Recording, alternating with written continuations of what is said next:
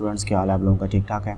आज से स्टूडेंट्स हम जो है गूगल शीट्स के ट्यूटोरियल्स का जो एक पूरी सीरीज़ है वो स्टार्ट कर रहे हैं और इसमें हम सीखेंगे कि गूगल शीट्स को आप किस तरह से यूज़ कर सकते हैं। अगर आप गूगल शीट्स को यूज़ करेंगे या आपको इस्तेमाल करना आ जाए तो आपको दो फ़ायदे हो सकते हैं। एक तो आपको रिमोट जॉब्स मिल सकती हैं, तो आप you can make money online, ठीक है।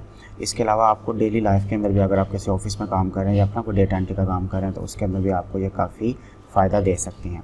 आपने माइक्रोसॉफ्ट एक्सेल का नाम तो सुना ही होगा। गूगल शीट्स जो हैं ये माइक्रोसॉफ्ट एक्सेल की ही दूसरी शक्ल है, लेकिन ये गूगल की तरफ से सर्विसेज जो हैं प्रोवाइड की जाती हैं। और इसका सबसे बड़ा फ़ायदा ये है कि आप इसको ऑनलाइन भी काम कर सकते हैं और ऑफलाइन भी काम कर सकते हैं। ऑफलाइन के लिए आपको सिंपल जो है वो गूगल डॉक्यूमेंट्स का ऑफलाइन जो है वो एक्सटेंशन ऐड करनी पड़ेगी आपके गूगल क्रोम के ब्राउज़र के अंदर, सही है। बाकी ऑनलाइन तो आप किसी और ब्राउज़र में इजीली काम कर सकते हैं। जो एक्सटेंशन का ब्राउज़र है, ऑफलाइन जो गूगल डॉक्यूमेंट्स का जो एक्सटेंशन है, ये आपको फैसिलिटी सिर्फ गूगल क्रोम ब्राउज़र के अंदर ही मिलेगी, सही है। तो गूगल ड्राइव जो है इसको यूज़ करने के लिए एक तो आपके पास इंटरनेट होना चाहिए, ताकि आप जो है जब भी ऑनलाइन काम करें तो आपको इजीली जो है वो साथ साथ ड्राइव में सेव होता रहेगा। अगर आपका इंटरनेट चला भी गया है तो ऑफलाइन कंप्यूटर के अंदर सेव होता जाएगा, लेकिन जैसे ही आप ऑनलाइन होंगे दोबारा फिर उसी फोल्डर में जाके वो ऑटोमेटिक जो है वो सेव कर देगा। अब देखिए कि जब भी आप गूगल शीट्स को जो है वो यूज़ करने के लिए आपको गूगल अकाउंट की ज़रूरत पड़ेगी, ठीक है, या जीमेल अकाउंट की ज़रूरत पड़ेगी। जीमेल अकाउंट का बन गया तो उसके बाद आप जो है गूगल ड्राइव के अंदर जा सकते हैं, यानी कि drive.google.com, वहाँ पे जाके साइन इन करें तो आपको कुछ मेन पेज इस तरह से ओपन होगा, सही है। तो इससे कुछ लोग आप पहले भी फेमिलियर ही होंगे। अब आप देखिए कि गूगल जो शीट्स हैं उनको बनाने के लिए आप किसी भी, यानी कि यहाँ पे क्लिक करें तो आपको यहाँ पर जो है कुछ ऑप्शन नज़र आएंगी गूगल डॉक्यूमेंट्स की, ये गूगल शीट्स की आपको ऑप्शन यहाँ पे नज़र आ रही है। तो आप जिस फोल्डर में भी उसको सेव करना चाहते हैं, आप बाद में भी उसको मूव कर सकते हैं, ड्राइव से आप फेमिलियर होंगे। तो आप इस तरह कीजिए कि लेट्स से मैंने ये फ़ोल्डर है, इसके अंदर मैंने गूगल शीट्स का नया डॉक्यूमेंट बनाना है, सही है। तो मैं गूगल शीट्स पे फोल्डर पे क्लिक करता हूँ। अब मैंने गूगल शीट्स वाले फ़ोल्डर में आ गया जो मैंने ड्राइव के अंदर बनाया हुआ था। मेन्यू पे जाकर क्लिक करूँगा और मैं गूगल शीट्स के ऊपर जाके ऑप्शन पर जाके मैं क्लिक करूँगा। तो आप देखिए कि मेरे सामने कुछ जो है फ़ाइल ओपन हो गई है, बिल्कुल माइक्रोसॉफ्ट एक्सेल की तरह की फ़ाइल एक ओपन हो गई है, सही है। और ये सारे का सारा डेटा जो है ये आपका ऑनलाइन जो है सेव होता जाएगा, सही है। एक बार आपको गूगल ड्राइव यूज़ करने के लिए तो आपको पता है आपको इंटरनेट चाहिए। उसके बाद आप जब काम करना शुरू करेंगे तो अगर आपकी ऑफलाइन एक्सटेंशन है तो वो ऑटोमेटिक ऑफलाइन सेव करता जाएगा, ठीक है। लेकिन ओपन करने के लिए फर्स्ट टाइम तो आपको इंटरनेट चाहिए होता है इसके अंदर। अब आपको यहाँ पर देखिए कि A, B, C, D ये डिफरेंट आपको कॉलम्स नज़र आ रहे हैं, सही है। और 1, 2, 3 ये डिफरेंट आपको रोज़ नज़र आ रही हैं।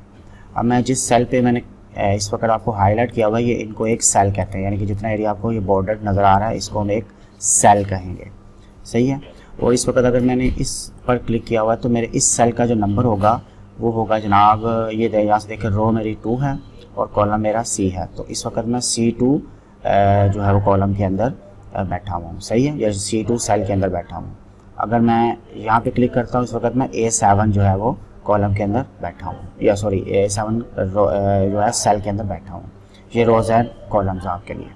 फिर आपको यहाँ पर एक नज़र आ रहा है शीट 1, तो ये शीट होती है। आप फर्दर शीट्स भी क्रिएट कर सकते हैं। जैसे मैं यहाँ पे प्लस क्लिक करूँ तो अब यहाँ से जो है एक और शीट आ जाएगी। तो ये डिफरेंट शीट्स के ऊपर भी आप जो है वो काम कर सकते हैं। ऊपर आपको डिफरेंट यहाँ पे ऑप्शन नज़र आ रही हैं, जिससे आप कुछ तो ऑलरेडी फेमिलियर होंगे। अगर आपको डॉक्यूमेंट्स जो है वो यूज़ करने आते हैं तो ये सिंपल आपको नज़र आ रहे होंगे। कुछ बहुत सारों से तो आप ऑलरेडी फेमिलियर हैं, लेकिन टाइम टू टाइम जब इनका फंक्शन आता जाएगा तो मैं आप लोगों को साथ साथ जो है वो समझाता जाऊँगा। और यहाँ भी आपको डिफरेंट जो है वो ऑप्शन नज़र आ जाएंगे, जिसको हमने जब जब यूज़ करना है मैं आपको साथ साथ जो है वो बताता जाऊँगा।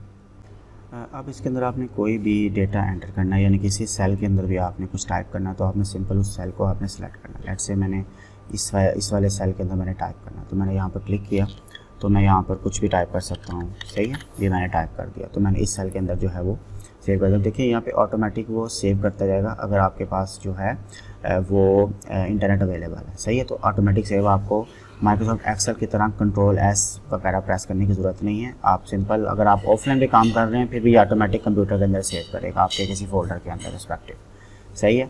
तो अब यहाँ से मैंने इस सेल के अंदर टाइप करना, मैं यहाँ पर क्लिक करूँगा तो यहाँ पर मैं टाइप कर सकता हूँ कुछ भी, सही है। कोई भी डेटा मैंने एंटर करना है तो मैंने जिस सेल में जाना है मैं उस सेल के अंदर क्लिक कर सकता हूँ। इसके अलावा मैं आपके जो बोर्ड है यानी कि कीबोर्ड जो है, आप उसके ऊपर जो एरो बने होते हैं कर्सर, तो आप वहाँ से भी इसको, जैसे मैं ये मूव कर रहा हूँ कीबोर्ड पे कर्सर को क्लिक करके अप एंड डाउन कर रहा हूँ, लेफ़्ट राइट, वहाँ से भी मैं जा सकता हूँ। सही है, तो आप इस तरह से इसको इस सेल को हाईलाइट किया हुआ तो आप इस तरह से मूव कर सकते हैं।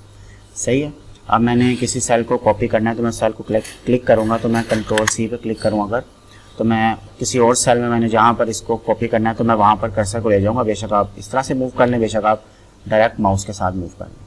तो यहाँ पर आप क्लिक करके कंट्रोल वी दबाएंगे तो ये पूरे का पूरा सेल जो आपने देखा यहाँ पर कॉपी हो गया। सही है, अब आप देखें कि जब मैंने कंट्रोल वी प्रेस किया था यहाँ पर आपको दो ऑप्शन नज़र आ रही थी। नंबर एक, पेस्ट वैल्यूज़ ओनली, यानी कि जो भी इसके अंदर वैल्यूज़ होंगी वो पेस्ट हो जाएंगी।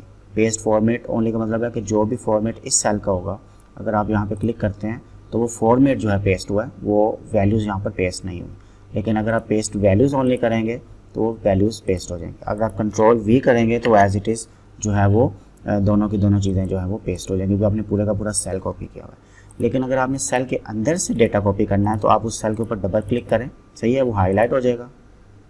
जैसे मैंने लेट्स से ये वाला सेल मैंने कॉपी करना है, सिर्फ इसकी वैल्यूज़ जो अंदर लिखा हुआ है मैंने, तो मैं इस पर डबल क्लिक करूँगा तो मैं देखें कर्सर जो है वहाँ पर आ गया। तो मैं उसको सिंपल जो है वो सिलेक्ट करके शिफ्ट के बटन से इसको कंट्रोल सी कर सकता हूँ और मैं यहाँ पर जाकर किसी भी सेल में जो है वो कंट्रोल वी कर सकता हूँ। सही है, अगर मैंने इस सेल में दोबारा कॉपी करना डेटा तो मैं डबल क्लिक करूँगा, थोड़ा स्पेस देता हूँ, कंट्रोल वी करूँगा तो जो मैंने हेलो कॉपी किया था आप देखेंगे दोबारा इसके ऊपर जो है वो कॉपी हो गया।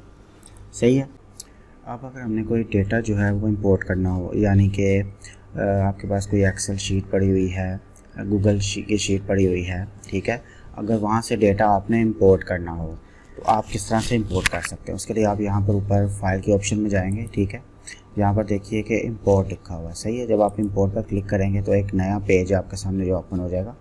इस पेज में आप देखिए कि ऊपर कुछ ऑप्शन आपको नज़र आ रही हैं, ठीक है। माई ड्राइव, यानी कि ड्राइव के अंदर आपके पास कोई एक्सेल की फ़ाइल पड़ी हुई है या गूगल शीट्स की फ़ाइल पड़ी हुई है तो आप वहाँ से उसको इंपोर्ट कर सकते हैं। शेयर विद मी का मतलब है कि कोई किसी ने आपके साथ शेयर की हो। रिसेंट का मतलब है कि रिसेंटली जो आपने अपलोड की है, और अपलोड का मतलब ये है कि यहाँ पर क्लिक करेंगे तो आपके कंप्यूटर में कोई भी फाइल जो पड़ी हुई है वहाँ से आप अपलोड कर सकते हैं।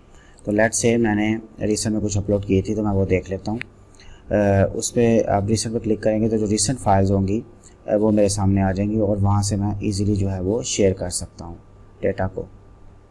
तो ये मेरे पास कुछ फाइल्स आ गई हैं। लेट्स से मेरे पास ये फ़ाइल थी जहाँ से मैंने डेटा को इंपोर्ट करना है, तो मैं इसको सेलेक्ट करूँगा यहाँ से, और आप देखिए यहाँ पर जो है 3 ऑप्शन आ रहे हैं। सही है, पहली ऑप्शन है create new spreadsheet. Create new spreadsheet का मतलब ये है कि जो भी डेटा इंपोर्ट होगा उसकी एक नई शीट बन जाएगी। सही है, जिस पर आप अपना काम कर सकते हैं। इंसर्ट न्यू शीट्स का मतलब ये है कि जो आपने यहाँ पर डेटा जो है जो भी इंपोर्ट करेंगे यहाँ पर नई नीचे शीट्स नंबर उसके बन जाएंगे। सही है, और रिप्लेस स्प्रेडशीट का मतलब ये है कि जो भी आपने अभी करंट शीट बनाई हुई है उसमें सारे का सारा डेटा जो है वो रिप्लेस हो जाएगा। सही है, तो इस तरह से आप जो है वो बना सकते हैं। अगर मैं यहाँ पे लेट से मैंने ये वाली जो है फाइल ली है तो मैं यहाँ पर रिप्लेस स्प्रेडशीट करता हूँ। सही है, चले मैं पहले वाली ये ऑप्शन बता देता हूँ, क्रिएट न्यू स्प्रेडशीट। तो मैं इंपोर्ट करता हूँ डेटा तो यहाँ से मैं ओपन की ऑप्शन आ गई है, ठीक है। मैं ओपन करूँगा तो ये फाइल यहाँ पर नई ओपन हो जाएगी। सही है, अब देखिए कि जो भी डेटा था वो यहाँ से इंपोर्ट हो गया और एक नई स्प्रेडशीट बन गई है। क्लियर। अगर मैं यहाँ से करता हूँ रिप्लेस अ स्प्रेडशीट, अब मैंने रिप्लेस अ स्प्रेडशीट किया तो अब नई फाइल नहीं बनेगी, बल्कि जो मेरी करंट फाइल है उसमें सारे का सारा डेटा जो है वो रिप्लेस हो जाएगा। तो मैंने इस पर क्लिक करके इंपोर्ट डेटा किया, तो अब उसी फाइल से जो मैंने सेलेक्ट की हुई थी वहाँ से डेटा को इंपोर्ट करेगा, और आप देखिए कि जो मैंने करंट फाइल ओपन की हुई थी उसके अंदर वो सारे का सारा डेटा जो है वो रिप्लेस कर देगा। ये आपने ज़रा सोच समझ के करना है, क्योंकि अगर एक बार आप डेटा जो है वो रिप्लेस हो गया तो आप उसको अनडू नहीं कर सकेंगे। तो इसलिए ये आपने इस चीज़ जो है वो एहतियात से करनी है। तो इस तरह से आप जो है वो स्प्रेडशीट के अंदर डेटा जो है वो रिप्लेस कर सकते हैं। आई होप कि आपको आज का लेक्चर पसंद आएगा, और ऐसा ही है तो आपने इस चैनल को सब्सक्राइब भी करना है और बेल के नोटिफिकेशन को ऑन करना नहीं भूलना, ताकि नेक्स्ट वीडियो जब मैं अपलोड करूँगा तो आपके पास नोटिफिकेशन जो है मिल जाएगा। मिलते हैं अगली वीडियो में। अल्लाह हाफिज़।